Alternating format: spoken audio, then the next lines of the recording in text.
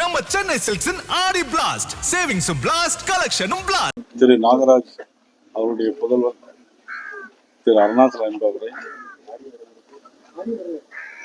அதிகாலை 6 மணிக்கெல்லாம் வீட்டில் வந்து அழைத்து சென்று போலீஸ் முதுகுல நல்ல தடியடி நடத்திருக்கிறார்.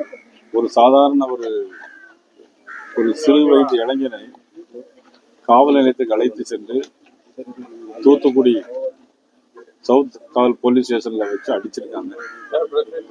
பிற தலையிலையும் அடிபட்டு இருக்கு. அதனுடைய விளைவாக அவர் ஆஸ்பத்திரியில் அனுமதிக்கப்பட்டிருக்காரு. காலையிலிருந்து போன பையன் திரும்பவே இல்லைன்னு பெற்ற தாய் இங்க இருக்கிற இந்த அம்மா வந்து போன் பண்ணி தேடி இருக்காங்க. பிறகு சாயங்காலம் தான் காவல் நிலையத்துல வந்து இருப்பதாக சொல்லி பிறகு காவல் நிலையத்துல போய் பார்த்த உடனே அவர் வெளியே பாத்ரூம் போயிட்டு வர்றதுக்கு முன்னாடியே அங்கிருந்து அழைத்து வேற இடத்துக்கு கொண்டு போயிருக்காங்க. பிறகு இந்த தாய் கதறி அழுது எங்க இருக்காங்கன்னு கண்டுபிடிச்சு ஆஸ்பத்திரியில் இருப்பதாக சொல்லியிருக்காங்க. பிறகு ஆஸ்பத்திரியில போய் பார்த்தீங்கன்னா அவர்களுக்கு முதுகுல நல்ல அடிபட்டு முதுகு ரத்த காயம் இருந்திருக்கு. தண்டுவடத்துல அடிபட்டு இருக்கு. இந்த பெற்ற தாய் தான் கதறி அழுது அவங்க ஆஸ்பத்திரியில தொடர்ந்து சிகிச்சை பண்ணியிருக்காங்க.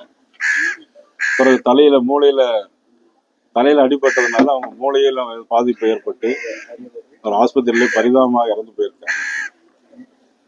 அந்த அருணாச்சலத்தின் உதவினால தான் அந்த குடும்பமே தன்னுடைய வாழ்நாளை கடத்தி கொண்டிருந்திருக்கிறது.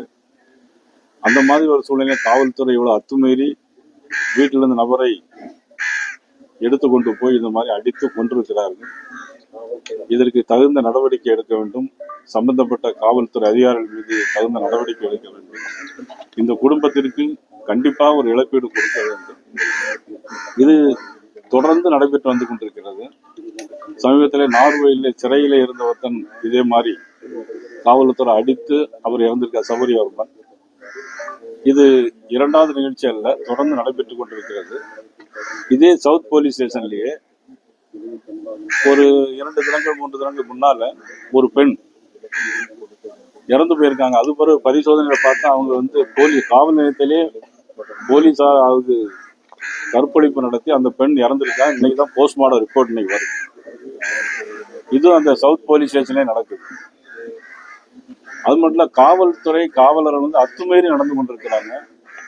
மனிதாபிமானம் இல்லாம இந்த பெற்ற தாய் முன்னாலேயே ஒரு மகன் சாகுன்ற அளவுக்கு ஒரு தடியடி நடத்தியிருக்கிறார்கள். முன்னாள் சட்டமன்ற உறுப்பினர் இப்பொழுது சட்டமன்ற உறுப்பினர் மார்க்கண்டேயனை கைது செய்யும்போது கூட காவல்துறையினர் வந்து நாக்கை துடித்து கொண்டு பிரஸ் ரிப்போர்ட்டை ஒழுங்காயிரி அடி போட அப்படின்னு சொல்லியிருக்காங்க. இந்த மாதிரி அத்துமீறல்கள் தொடர்ந்து நடைபெற்று வந்து கொண்டிருக்கிறது. நான் ஏற்கனவே பல பிரஸ் மீட்லயும் பல இடங்கள்ல நான் சொல்லியிருக்கிறேன். காவல்துறையை கையில் வைத்திருக்கக்கூடிய தமிழகத்துடைய முதலமைச்சர் திரு ஜோசப் விஜய் எல்லாரும் விசில் சின்னத்துக்கு ஓட்டு போட்டாங்க. ஆனா அதனுடைய பலனை இன்னைக்கு எல்லாரும் அனுபவிச்சுட்டு இருக்கிறாங்க. அமைச்சர்கள், சட்டமன்ற உறுப்பினர்கள் ஜனநாயகம் படம் பார்க்கறதெல்லாம் இருக்காங்க தவிர வாக்களித்த மக்களுக்கு தங்களுடைய உரிமைகளை பெற்றுத் தருவதில் அக்கறை செலுத்தவில்லை. இதை பொதுமக்கள் பார்த்து கொண்டிருக்கிறார்கள். பண்ணிட்டு ஜாலியா படம் பார்த்துக்கிட்டு இருக்காங்க தியேட்டர்ல உட்காந்து. அவங்களுக்கு மனசாட்சி இல்லையா? இவ்வளவு அழகா உட்காந்து கை கட்டி விசில் அடிச்சு அந்த விசில் சின்னத்துக்கு போட்ட விசில வச்சு அவங்க நல்ல அழகா படம் பார்த்துக்கிட்டு இருக்காங்க. விசில் அடிச்சு படம் பார்த்துக்கிட்டு இருக்காங்க. வீடியோல நான் பார்த்தேன். இந்த இப்படி பண்ணலாமா? இதே அவங்க பொண்டாட்டி பிள்ளை செத்திருந்தாக்கி இங்க இப்படி விசில் அடிச்சு தியேட்டருக்குள்ள உட்காந்து இந்த அமைச்சரு படம் மாத்திக்கிட்டு இருப்பாரா? துண்டா போட்டு உட்காந்து படம் மாத்திக்கிட்டு இருக்காரு. அவனுக்கு நல்ல புத்தி இல்லையா? கேட்க அவன் கோடியா கொண்டு வந்தாலும் கொட்டினாலும் எனக்கு தேவையில்லை.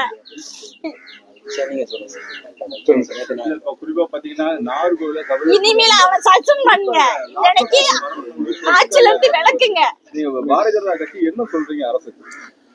இந்த அரசுக்கு உண்மையில கடுமையான கண்டனத்தையும் எச்சரிக்கையும் பாரதிய ஜனதா கட்சியின் சார்பா நான் தெரிவிச்சுக்கிறேன். காரணம், சின்னத்துக்கு போட்ட ஓட்டு போட்டவங்க எல்லாருமே கவனிங்க.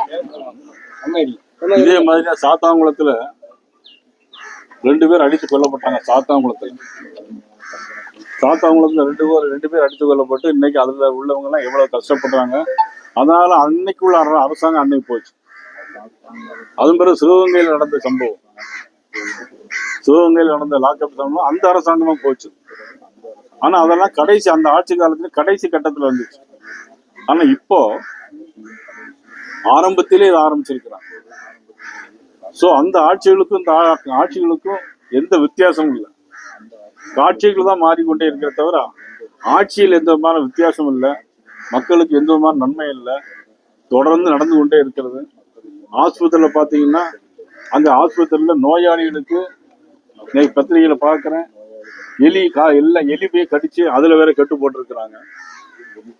ஆனா அமைச்சர்கள் இந்த அம்மா சொன்ன மாதிரி இன்னைக்கு தூத்துக்குடியில பக்கத்துல சினிமாவில இன்னைக்கு தியேட்டர்ல போய் சினிமா படம் பார்த்துட்டு இருக்காங்க.